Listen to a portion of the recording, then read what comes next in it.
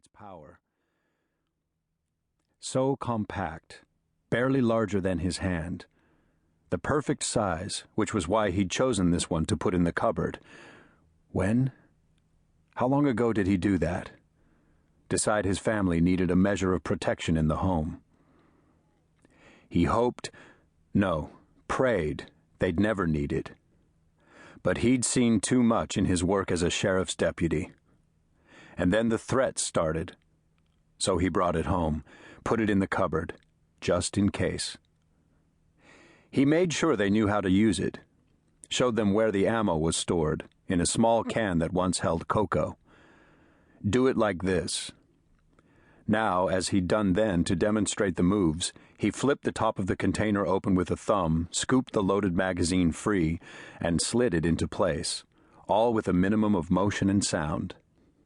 He had them practice until they could perform the action with ease. Was so proud of the way they'd taken his instructions to heart, the seriousness of their study. They were ready. He made sure of that. What a pathetic waste of time. His fingers fisted over the gun, all his precautions, all his painstaking preparation and planning. None of it mattered. He hadn't been able to protect them, to keep them safe. All his life he'd worked to keep people safe, to see justice done. Justice. What a laugh. There was no justice, no right, no wrong, no innocent, no guilty. That's just the pain talking. You don't believe that. Believe. The laugh that sliced through the silence was hoarse, wrenched from deep in his gut. What did belief matter? Did it stop evil? Save those who deserved it? Make the guilty pay? Hardly. Justice was a myth. A nice little fairy tale to make children feel safe so they could sleep. Sorrow cut as deep as any shard of glass, piercing him. No, justice didn't exist. He'd been a fool to think it did. There was only... His gaze lowered to the cold steel in his hand. This. There was only this.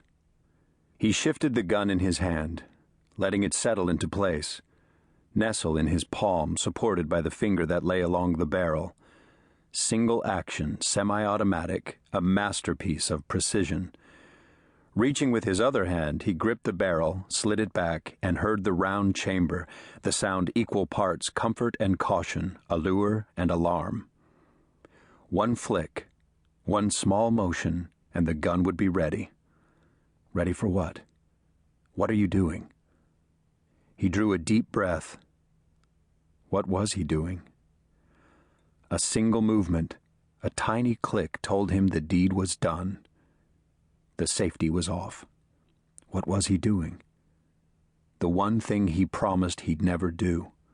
The one thing left that he could do. Stop the pain. Forever.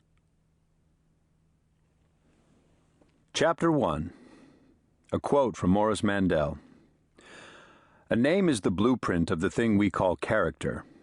You ask, what's in a name? I answer, just about everything you do. From Judges, chapter 13, verse 17. What is your name? For when all this comes true, we want to honor you. Go off. Dan Justice stared down at his pager, hard, concentrating. Go off, darn you. Go off. Justice, will you relax? You're driving me nuts. Dan looked at his irritated partner. I'm sorry, man. It's just, well, you know. Steve waved off Dan's words. Then his big paw went back to rest on the cruiser's steering wheel. Yeah, I know, but it's not like this is your first. Dan couldn't restrain his crooked grin. Not like it's my 10th, either. Steve's brows arched under his hat. Though few sheriff's deputies wore the hats anymore, Steve seemed surgically attached to his. From the minute he reached the station, he didn't take it off. Dan couldn't imagine it. He loved almost everything about his job as a Jackson County Sheriff's deputy except the hat. You making